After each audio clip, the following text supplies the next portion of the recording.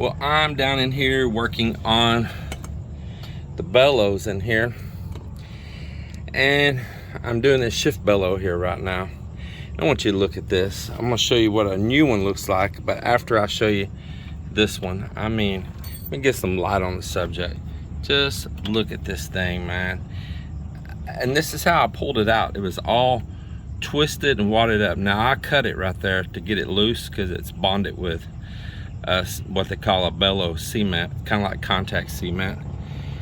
But this is the way it was in there, all twisted like this. I don't know how somebody got it so twisted up like that, and it hasn't been in its normal accordion shape. I'll show you what the normal accordion shape looks like. That's what it's supposed to look like. Look at that. Now it wasn't leaking, it didn't have any holes in it, it's just a matter of time. But how it got pulled all out like that and just twisted, it was worse than it is right now. Actually, it was just wadded and twisted. If maybe after they glued it and clamped it, maybe they twisted on this cable seating it and damaged it. Now I did a shortcut method on doing this, so I didn't have to pull everything absolutely apart. So there you go right there, using a little drop light out here, a little LED bulb, but here you go, out with the old and with the new.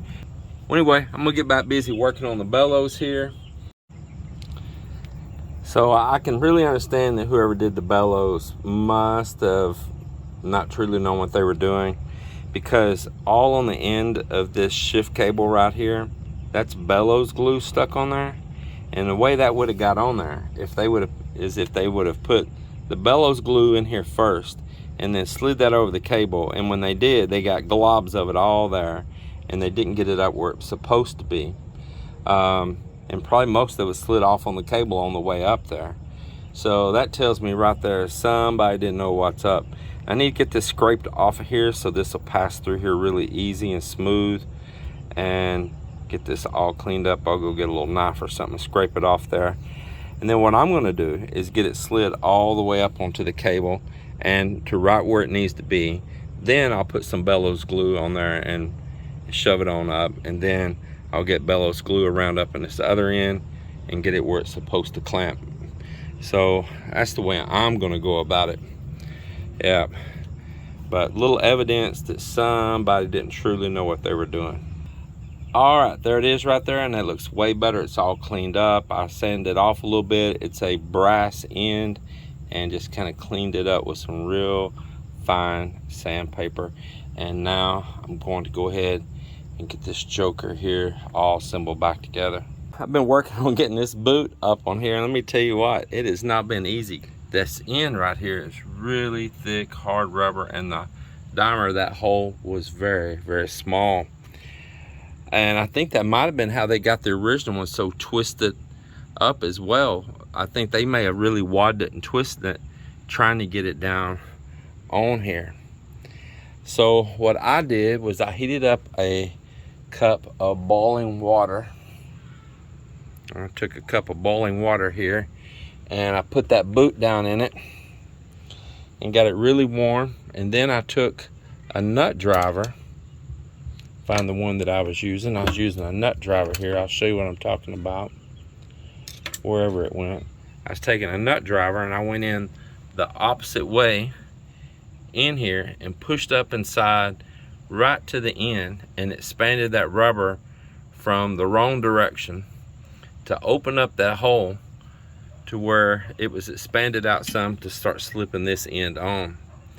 And it was still pretty tough, and I had to use a little grease real lightly. I didn't want to get grease all over everything, and really work hard to get it down past that little brass spot. Once it got past that little swelled up spot right there, it hasn't been bad at all the rest of the way.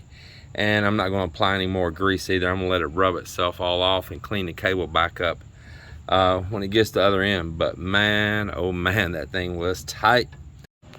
All right, there it is. I'll slide it out a little bit and you can see it. There it is right there. And this is the shift right here. And this arm moves underneath down here. It goes into the lower unit for putting it in reverse or forward. All right, so we're back up inside the boat now where I got a little bit more light. I'm gonna show you this cable I just worked on. Here it is. That is it right there. Pushed it through. This is the part that was out there earlier getting the boot slid over. So it's back inside the boat here now, and I'm gonna need to reassemble it back as well. I'm gonna need to put this little part right here back down inside here, and then I'll be putting this little part right here back down over the top of that, and then these two little parts right there at my finger and over here on the other side are little set screws that'll just pinch in onto the side of that cable, and that's all there is to it. Pretty simple. And then I put this nut against this and kind of locked them, and that allowed me to break this loose and twist it out. And so now I'm going to need to take this little nut and run it back down here to the bottom again and set it right there. Boy, the problem working out here at night, I mean, if it ain't one thing, it's another. It might be cooler, but man, the bugs are just driving me insane. Woo! And mosquitoes are eating my back up.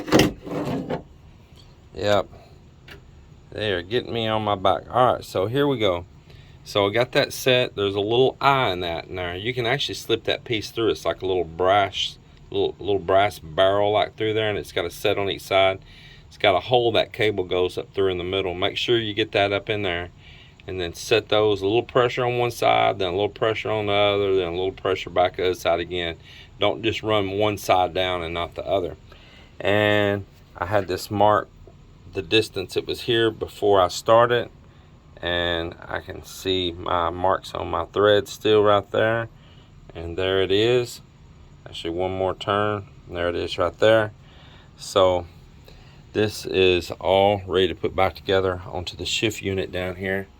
All right, so I got all the shift linkage hooked up back there, and I'm gonna see if the shifter that was on this gas motor is gonna work the same. One thing I'm gonna check out is about the kill switch right here, where you'd hook yourself up a lanyard and it would kill the boat if you went out on a, you know, if you fell out, you know, and the boat's trying to go away from you, your lanyard would pop out right there if you have it strapped to you, and it would kill the boat. But on a gas, you just have to break the circuit to the ignition and it instantly dies. It's not going to get any more spark.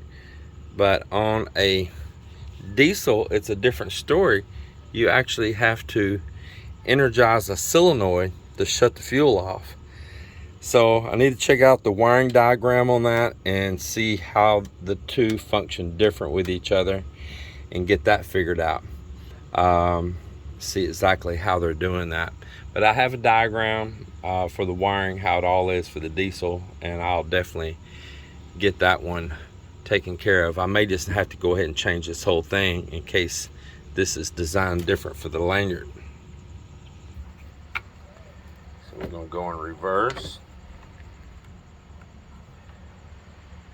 There's that. And that top one, that's the throttle moving with it in reverse. And now we're going to go forward, and that should be in forward gear. Now it should be getting throttle to it. Yep. And that returned it back. Well, I'm out here working on this out drive, getting it ready to put the two halves together, the lower unit on it. One of the things I'm going to do is change out the whole water pump right here. So you got just an impeller kit, and this is the impeller right here, or you got a complete water pump kit that includes all of the whole housing, every little piece of it. And that's what I'm going to put on, is 100% new kit, not just an impeller kit only. It has all the different seals, everything there for it. So that's what I'm here working on right now. I'm going to change some anodes on it as well. I'll show you right here. We got one sliding out of the package, and you can see them right here. For instance, this one in my hand is this one right here. It'll go on. on and on. Different pieces, I have all of them. Change out. There's one right here that needs to be changed. You see it's in pretty bad condition. Bolts loose on it right now.